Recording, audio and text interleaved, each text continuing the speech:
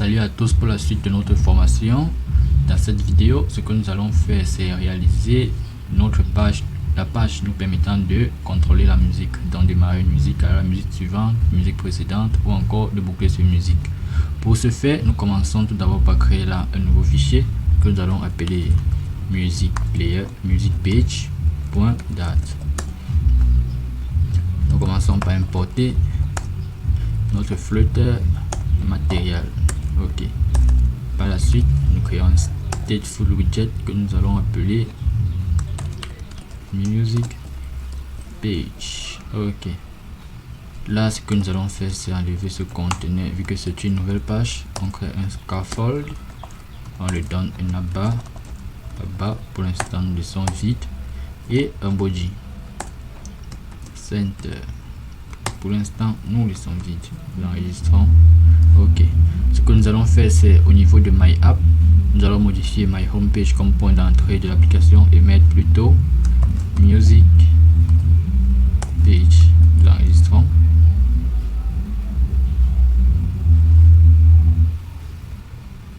Patientons quelques instants.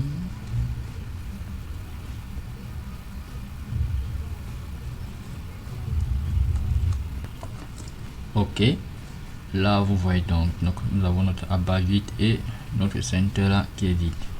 Nous revenons au niveau de notre music app. Ce que nous allons faire, c'est donc mettre les différents éléments au niveau de ce center. Vu que nous voulons donc une colonne, car n'oublions pas, nos éléments étaient sous forme de colonne. Donc nous avions d'abord la cover, par la suite une icône là qui nous permettait de boucler sur une musique, un slider là et nos boutons de contrôle.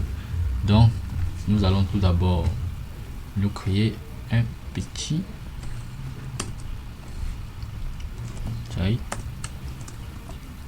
colonne là.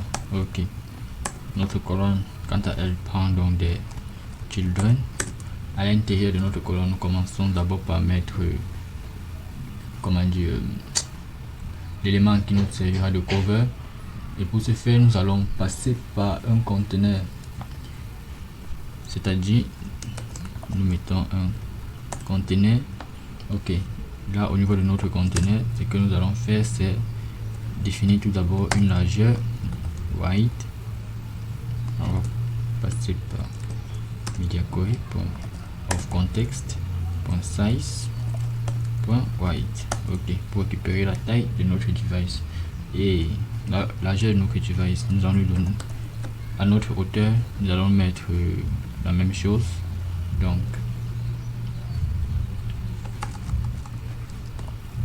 ok, là nous aurons notre conteneur formera donc un carré. Par la suite, ce que nous allons faire, c'est donc lui donner une décoration qui sera box decoration et nous allons mettre une image en arrière-plan de notre conteneur, donc image qui est un je me souviens bien, decoration image. Oui, une decoration image.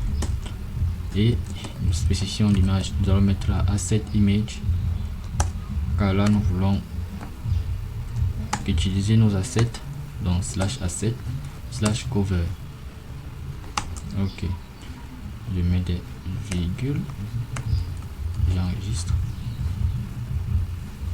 Ok, vous voyez donc nous avons notre image là. Ce que nous allons faire, c'est d'ajouter un fit à box fit cover. Ok,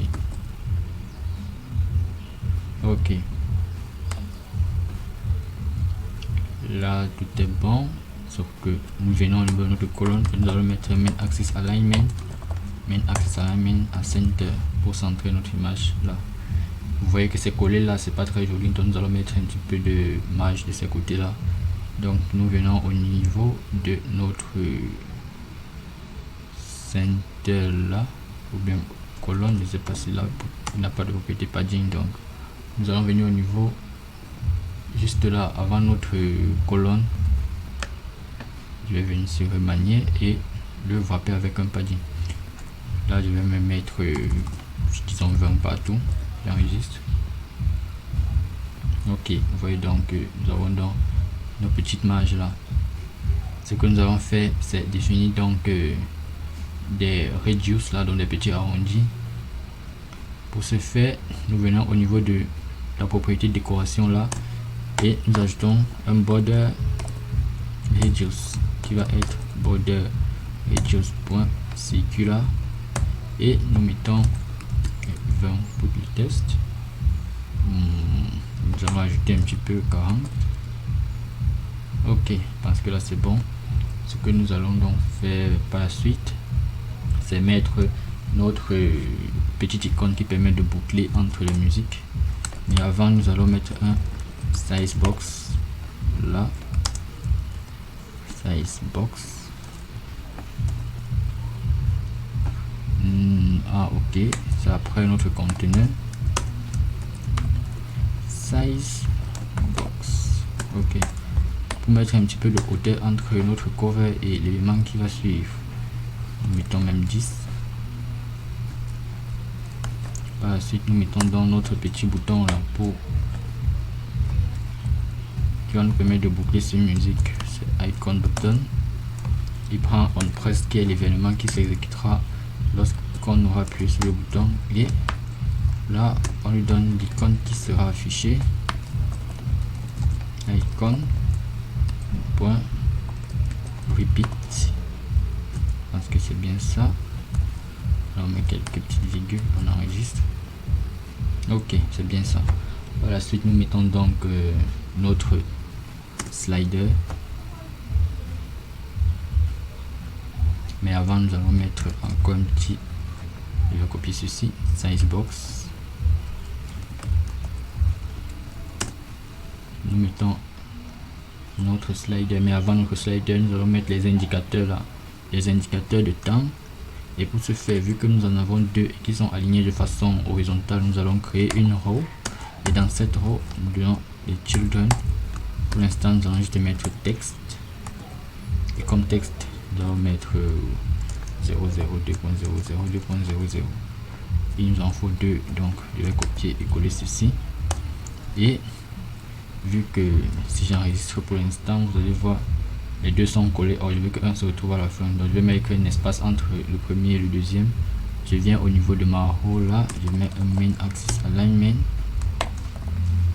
de main axis alignment space between. Si j'enregistre, vous voyez donc on a cet espace là. Par la suite, je mets notre slider, donc c'est pas là, après ma row slider qui lui prend une valeur et un événement qui nous permettra de récupérer sa valeur lorsqu'il sera changé. Ok, si j'enregistre, ok, nous avons notre slider. Après notre slider, nous allons mettre nos boutons de contrôle. Eux également sont alignés de façon horizontale, donc nous allons le mettre dans une row. Children, nous mettons notre premier bouton de contrôle cycle avatar. Quand nous allons définir des arrondis, donc passons par un cycle avatar, et au niveau de ce cycle avatar, ce qu'on fait, c'est qu'on définit tout d'abord ces arrondis là, on met un radius de 30. Par la suite, oh là là, radius 30. Ok, ok.